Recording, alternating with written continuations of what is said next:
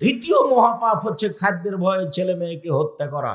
ছেলে মেয়ে বেশি হবে এ কথাই ঠিক, কম কেন? বেশি হলেই সুবিধে, বেশি হলে 10টা হলে 2-1টা মারা যাবে, 2-4টা মারা যাবে।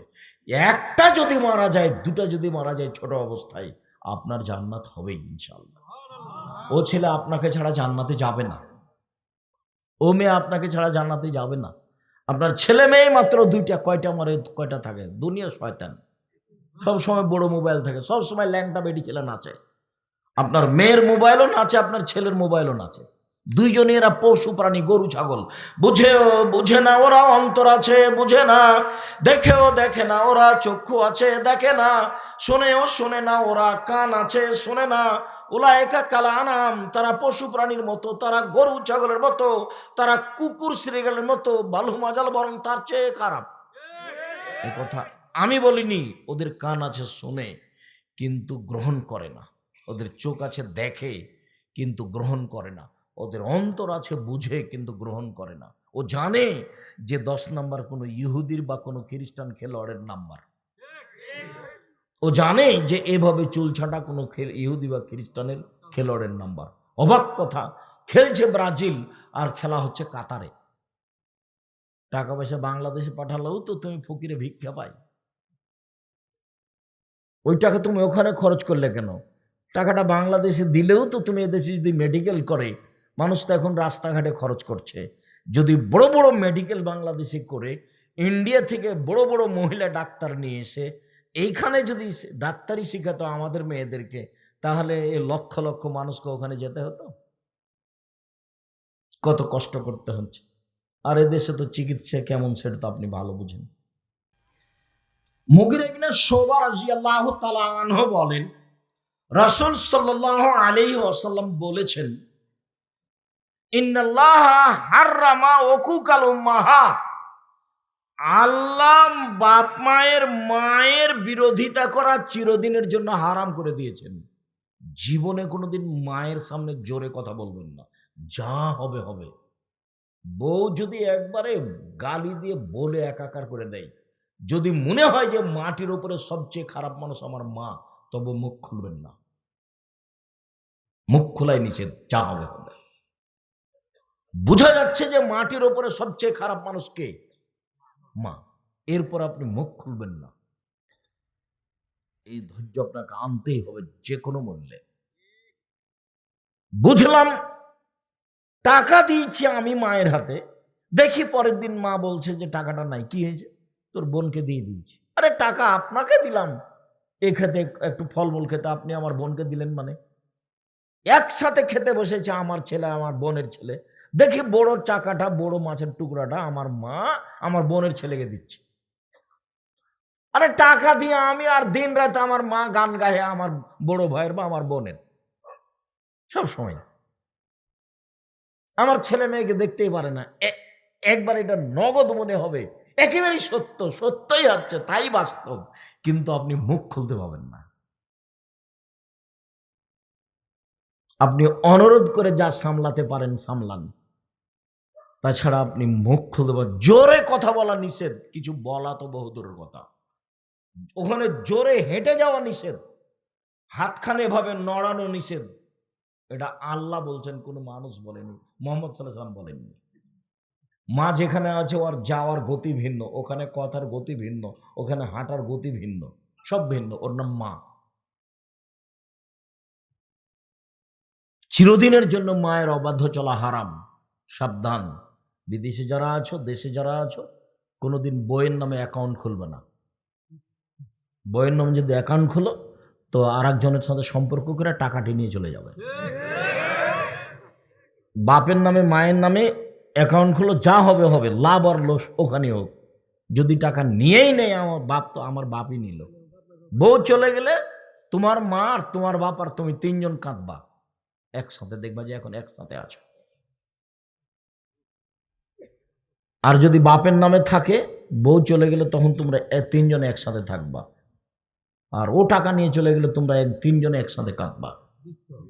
আমি বলি না যে বউয়ের সাথে সম্পর্ক খারাপ করো, এটা আমি বলি না। বউয়ের সাথে ভালো সম্পর্ক করতে হবে, এটাই নয়, এটাই ঠিক, কিন্তু অ্যাকাউন্ট খুলে নয়। সব টাকা পয়সা ওখানে বিলিয়ে দিয়ে নয়। সম্মানিত দিনী ভাই বোন, পরের বাক্যে আল্লাহ রাসূল বলছেন যে ওয়াদাল বানা, মেয়েকে মাটিতে পুঁতে দেওয়া চিরদিনের জন্য হারাম। তার মানে বুখারী মুসলিমের হাদিসে প্রমাণ হচ্ছে যে মেয়েকে একসময় মাটিতে পুঁতে দেওয়া হতো। এটাই জাহেলিয়াতের যুগ। জাহেলিয়াতের যুগে ইসলাম আসার পূর্বে হাজারো লাখো মেয়েকে মাটিতে পুঁতে দেওয়া হয়েছে, জীবিত মেয়েকে। এটি কি যেমন তেমন অপরাধ? সম্মানিত দিনী ভাই বোন, ওমর বলছেন, যা কায়েস ইবনে আমের একজন লোক নবীর কাছে এসে বলছে, ইন্নী ওয়াআদতু সামানিয়া বানাতিন লি, আমার 8টি মেয়ে আমি নিজে হাতে মাটিতে পুঁতে দিয়েছি। 8 জন মেয়েকে সে নিজে হাতে মাটিতে পুঁতেছে, এটা তার নিজস্ব বিবরণ। তার মানে আপনাকে আমি বলতে চাচ্ছি যে এক সময়ে মেয়েদেরকে মানুষ কি করত? মাটিতে পুঁতে দিত, কোনো দাম ছিল না। এটা জাহেলিয়াতের যুগ। আবার সময় এসেছে, এখন মানুষ মেয়েকে ওই ছেলে বানিয়ে আর নাহলে গরু ছাগল করে একবারে জবে করে মাটিতে পানিতে ভাসিয়ে দিবে। যেখানে সেখানে মেয়ে জেনা অবস্থায় পড়ে থাকবে, মরে পড়ে থাকবে, তার কোনো দাম নাই। সে এখন পশু প্রাণী, গরু ছাগলের মতো। আল্লাহ রাসূল বলছেন, হেমারে, গাধা যেমন গাধীর সাথে মিলে লজ্জা বুঝে না, ষাঁড় যেমন গাভীর সাথে মিলে লজ্জা জানে না, মানুষ তেমন খোলা মাঠে জেনা করবে, লজ্জা বুঝবে না। আল্লাহ নবী বলছেন, একজন পুরুষের সাথে হাজারো নারীর সম্পর্ক থাকবে। আর তুমি ইতর শ্রেণীর মা নারী একজন পুরুষকে ধ্বংস করো, দিন রাত মোবাইলে ল্যাংটা ছবি দেখো। তোমার তো একটা বুদ্ধি হুঁশ থাকা দরকার যে আমি যে ছেলের সাথে কথা বলছি, এইভাবে নিজেকে বিলিয়ে দিচ্ছি সবকিছু, তো এর তো আরো মহে পুরুষের সাথে সম্পর্ক আছে। আর তোমার মতো একটা বোকা ছেলে, নোংরা হুঁশমোটা ছেলে, তোমার তো একটা বিবেচনা করা দরকার যে আমি যে এর সাথে কথা বলছি, এ মেয়ের আরো হাজারো ছেলের সাথে সম্পর্ক আছে। তুমি কি পশু প্রাণী হয়ে গেছো? তোমার তো একটা দাম আছে, তুমি মুসলিম পুরুষ। আল্লাহ রাসূল বলছেন, আমার জীবনে বড় ভয়, আমার উম্মত গোপন পাপে লিপ্ত হবে, এটাই আমার ভয়। ইন্না মিম্মা তাখাওয়াফাল উম্মতিন আশ-শাহওয়াতুল খাফিয়া, আমার উম্মতের উপরে আমার যেটা বড় ভয়, আমার উম্মত গোপন পাপে লিপ্ত হবে, এটাই আমার ভয়। প্রায় বড় মোবাইলে জেনা হয় দিন রাত। আইনানে তাজলিনা যে নহন নাজর, দুই চোখের জেনা হচ্ছে চোখ দিয়ে দেখা। অল ওজনানে জেনা হল ইস্তেমাও, দুই কানের জেনা হচ্ছে কানে অশ্লীল গান শোনা। অলিয়াত জেনা হাল বাদশ, হাতের জেনা হচ্ছে পরনারীকে ধরা। আর জেনার রিজলাল মাসি, পায়ের জেনা হচ্ছে পা দিয়ে এই পথে চলা। জেনাল কাল ততমনা তস্তাহি, অন্তরের জেনা হচ্ছে বিষয়টি নিয়ে ভাবা। আর জেনাল লিস্কনুৎক, আর জিবার জেনা হচ্ছে কথা বলা। তুমি মোবাইলে দিন রাত কি কথা বলো সেটা তুমি জানো। সব কথা লিখা হচ্ছে, বিচার হবে একদিন। মাটি যত অত্যাধুনিক যন্ত্র, পৃথিবীতে এত উন্নত মানের যন্ত্র তৈরি হয়নি, কিয়ামত পর্যন্ত হবে না। এসব যন্ত্র যেগুলো তুমি দেখতে পাচ্ছ, এগুলোর সময়ে ভেঙে যাওয়া, মিটে যাওয়া, হারিয়ে যাওয়া আছে। এই মাটিকে এমন একটা আল্লাহ অত্যাধুনিক যন্ত্র হিসাবে তৈরি করে দিয়েছে, একবারে আদম থেকে নিয়ে কিয়ামত পর্যন্ত সব কথা ধরে আছে, ধরে থাকবে। ইয়াউমাইজিন তুহাদ্দিসু আখবারাহা, বিচারের দিন সব top top top top top top করে বলতে হবে। আল্লাহ নবী বলছেন, আল্লাহ বলছেন বলবে। আর আল্লাহ নবী বলছেন, ফাত্তাকুদ দুনিয়া ওয়াত্তাকুন নিসা, পৃথিবীর মানুষ তোমরা মহিলা থেকে বেঁচে থাকো এবং মাটি থেকে বেঁচে থাকো। মাটি কিন্তু বিপজ্জনক ব্যাপার, বিপজ্জনক বস্তু। এই যে কত বড় বিপজ্জনক বস্তু আমি আর আপনি এখন বুঝতে পারি না। যেদিন আমার বিপক্ষে কথা বলবে সেদিন আমি বুঝতে পারবো। সম্মানিত দিনী ভাই বোন, সালামা ইবনে ইয়াজিদ আল জৌফি বলছেন যে ইনতালাক্তু আনা ওয়া আখিলান নবী সাল্লাল্লাহু আলাইহি সাল্লাম, আমি আর আমার ভাই নবীর কাছে গেলাম। নবীর কাছে গিয়া বললাম, ইয়া রাসূলুল্লাহ, হে আল্লাহ রাসূল, ইন্না উম্মানা মুলাইকা তাসলুর রাহেমা ওয়া তাকরিজ জাইফা, আমাদের মা মুলাইকা, ওদের মায়ের নাম মুলাইকা। তো আমাদের মা মুলাইকা, উনি মানুষের সাথে খুব সদাচরণ করতেন, মানুষকে টাকা পয়সা দিতেন। অতাকরিজ জাইফা, আর মেহমান প্রিয় ছিলেন খুব আমার মা, মেহমানকে খাওয়াতেন। ওয়াতা ফালো এইটে এইটে এইটে আমার মা করতেন। যে কোনো অসহায় মানুষকে টাকা পয়সা দিয়ে দিতেন। তো ফাল জালেকা না ফেওয়ালা, এগুলো কি আমার মাতা হালাকাত ফিল জাহেলিয়া, তবে জাহেলিয়াতের যুগে আমার মা মারা গেছে, ইসলাম গ্রহণ করেনি। এখন ওই কাজগুলো কি আমার মায়ের কোনো উপকারে আসবে? কালা লা, আল্লাহ রাসূল বলেন না, কোনো উপকার আসবে না। এখন বলছে ইন্না উম্মানা ওয়াদাত উখতান লানা, আমার মা আমাদের একটা বোনকে মাটিতে পুঁতে দিয়েছিল। ফাল জালেকা না ফেওয়াল, এইটা কি আমার মায়ের কোনো উপকারে আসবে? আমার মা জাহেলিয়াতের যুগে আমার এক বোনকে মাটিতে পুঁতে দিয়েছিল। তো আল্লাহ রাসূল বললেন আল ওয়াইতাতু আল মাউদাতু ফিন্নার, তোমার মা আর যাকে মাটিতে পুঁতে দেওয়া হয়েছে উভয়ই জাহান্নামে যাবে। এতক্ষণ পর্যন্ত হাদিসগুলো পেশ করে আপনাকে আমি দেখালাম জাহেলিয়াতের যুগে নারীদের অবস্থা। এক মিনিট, জাহেলিয়াতের যুগে নারীদের অবস্থা দেখাতে গিয়ে দুইটা ঘটনা নকল করছি। লম্বা ঘটনা হলো, খুব তাড়াতাড়ি বলছি। একটা ঘটনা খুবই ন্যাক্কারজনক ঘটনা, সব বুখারী মুসলিমের হাদিস। আর একটা ঘটনা স্বাভাবিক। একটা ঘটনা স্বাভাবিক, সেটা হলো এই যে এখন স্বামী মারা গেলে ওই মহিলা বিবাহ বসতে পাবে না বা শোক পালন করবে কতদিন? 4 মাস 10 দিন। 4 মাস 10 দিন। আর জাহেলিয়াতের যুগে স্বামী মারা গেলে শোক পালন করতো 1 বছর। আবার থাকতে হতো বাড়ির পিছন দিকে একটা কুঁড়ে ঘরে। কুঁড়ে ঘর বুঝেন আপনারা? ঝুপড়ি ঘর। বুখারী মুসলিমের হাদিসে এসেছে তার নাম হিফস। হিফস বুখারী মুসলিমের হাদিসে এসেছে বাড়ির পিছন দিকে যেখানে কুকুর শিলগা দৌড়াদৌড়ি করে, ওইখানে তাকে ঘর করে দেওয়া হবে। সে ময়লাযুক্ত কাপড় পরবে, পরিষ্কার কাপড় পরতে পাবে না। আর ওর জন্য একটা প্লেট থাকবে, যে প্লেটে অন্য কেউ খেতে পাবে না। একটা গ্লাস থাকবে, যে গ্লাস অন্য কেউ ব্যবহার করতে পাবে না।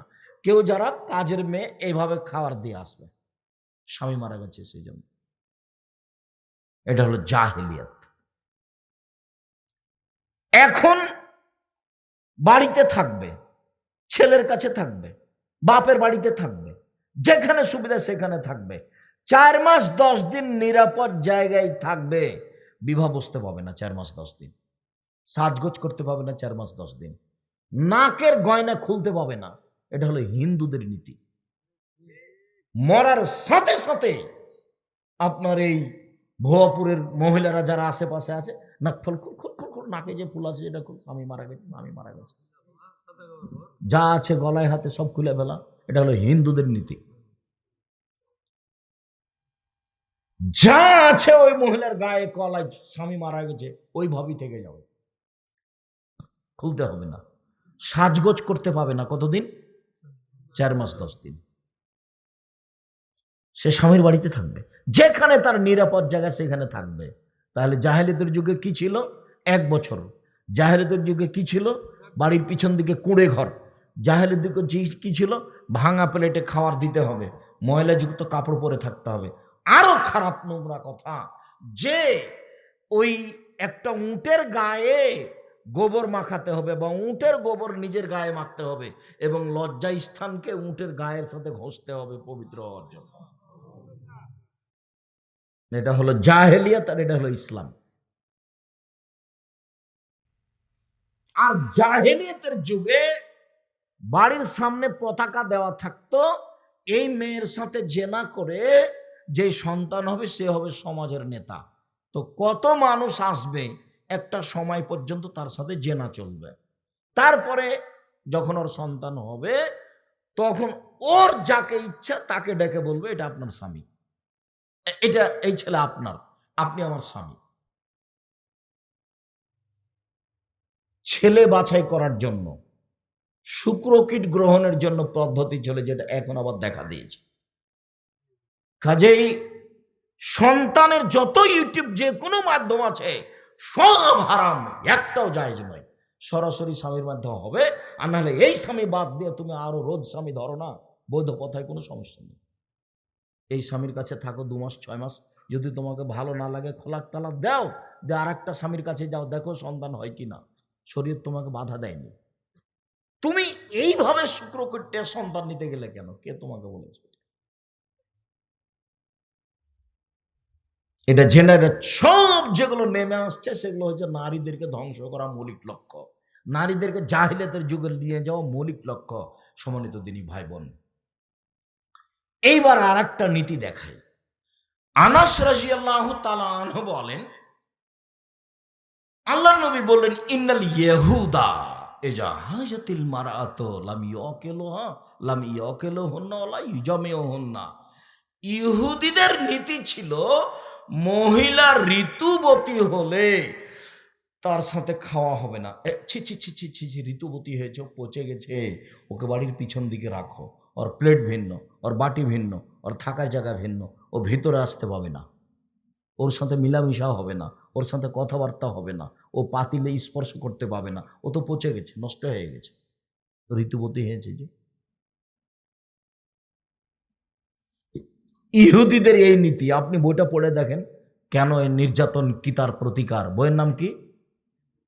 কেন এই নির্যাতন কি তার প্রতিকার, কেন এই নির্যাতন কি তার প্রতিকার, কেন এই নির্যাতন কি তার প্রতিকার।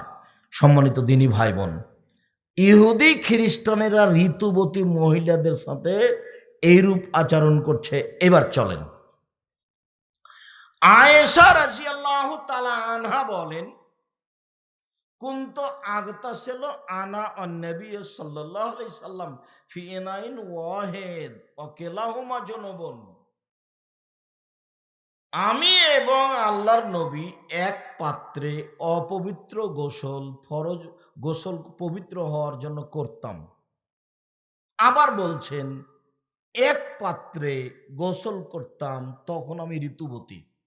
আবার বলছেন ফাইয়া মরণি, তিনি আমাকে আদেশ করতেন, আন আত্তাজেরা, আমি লজ্জা স্থানে আমার কাপড় ছাড়া, ছায়া মেক্সি ছাড়া, সালোয়ার কামিজ ছাড়া অতিরিক্ত একটা কাপড় ব্যবহার করব। ফাইবাসরণী, তারপর তিনি আমার গায়ের সাথে, খালি গায়ের সাথে গাও মিলিয়ে রাতে থাকতেন, দিনে থাকতেন। তাহলে ও বের করে দিল, আল্লাহর নবী তাকে ঘরে নিয়ে আসলেন ঋতু অবস্থায়। সে কি স্বাভাবিকভাবে নিয়ে আসলেন? বলছেন যে আমার গায়ের সাথে গাও লাগিয়ে থাকতেন, যখন দুইজনের গায়ের মাঝে কোনো কাপড় নেই। হাদিস বুখারী মুসলিম। এবার কি হলো বলেন তো দেখি, ও ইহুদি খ্রিস্টান নারীদের অবস্থান কোথায় করেছে, আর মুহাম্মদ সাল্লাল্লাহু আলাইহি ওয়াসাল্লাম নারীদের অবস্থান কোথায় রেখেছে? আয়েশা রাদিয়াল্লাহু তাআলা আনহা বলেন, কুনতু আশরাবু সুমা উনাবিলুহু, আমি গিলাসে পানি পান করেছি, অনাহাইজ, তখন আমি ঋতুবতী, তারপর গিলাসটা আমি তাকে দিয়েছি। ফাইয়া যাও ফাহু ফিমজে ফিয়ে, তিনি ওইখানে মুখ লাগিয়ে পানি পান করলেন যেখানে আমি মুখ লাগিয়ে পানি পান করেছি। শুধু প্রেম প্রীতি ভালোবাসায় নিয়ে যাবেন না, সমাজ একটা ঠেকিয়ে একটা সমাজ চালু করা হচ্ছে। বুঝাতে পারি না কথা মনে হয়। সামাজিক গতি একটা ঠেকিয়ে কি করা হচ্ছে, আর একটা চালু করা হচ্ছে। সমাজে ইহুদি খ্রিস্টান ভর্তি। আয়েশা রাদিয়াল্লাহু তাআলার নিজস্ব বিবরণ। আয়েশা রাদিয়াল্লাহু তাআলা বলছেন, ওয়াতাররাকুল আরকা, আমি একটা গোশত দাঁতে ছিঁড়ে খেতাম, সুমাউনা বেলহু, তারপর ওই গোশতের টুকরায় রাসূলের হাতে দিতাম। ফায়া যাও ফাহু ফিমজে ফিয়ে, তিনি গোশতের ওখানে মুখ লাগাতেন যেখানে আমি মুখ লাগিয়ে ছিঁড়ে খেয়েছি। ওয়ানা হাইজ, তখন আমি ঋতুবতী। আগের যে ইহুদি খ্রিস্টানদের অবস্থা ঋতুবতী নারীর সাথে, যেটা বললাম সেটা ভালো করে মনে রাখতে হবে। ওদের সাথে খাবেও না, ওদের সাথে মিশবেও না। কেন? ঋতুবতী হয়েছে এই জন্য। কথা বুঝাতে পারিনি। আয়েশা রাদিয়াল্লাহু তাআলা আনহা বলেন, আল্লাহর নবী আমাকে বললেন, আয়েশা নাবেরিল খুমরাতে মিনাল মসজিদে, মসজিদ থেকে জায়নামাজটা দাও তো, আমি সালাত আদায় করবো, জায়নামাজটা দাও। তা আয়েশা রাদিয়াল্লাহু তাআলা বলছেন ইন্নী হিজত, আমি যে ঋতুবতী। তখন আল্লাহ রসুল বলছেন ইন্না হাইজাতাকে লাইসাত ফিয়া দেখে, আরে ঋতু তো তোমার হাতে লেগে নেই, হাইজের রক্ত কি তোমার হাতে লেগে আছে? মসজিদে যাও, জায়নামাজ নিয়ে আসো, জায়নামাজ আমাকে দাও। ঋতুবতী অবস্থায় মহিলারা মসজিদে বসে থাকবে। মসজিদে নববীতে একটা ঘর করা ছিল যেখানে যুবতী মেয়ে থাকতো। মসজিদে নববীতে একটা ঘর করা ছিল যেখানে মসজিদে যুবতী মেয়ে থাকতো এবং মসজিদটা ঝাড়ু দিত। ঋতুবতী অবস্থায় ওরা নামিয়ে দিল বাহিরে, একবারে বাড়ির বাহিরে, আর মুহাম্মদ সাল্লাল্লাহু আলাইহি সাল্লাম নিয়ে আসলেন ঘরে মসজিদে। ওটাও বুখারী, এটাও বুখারী।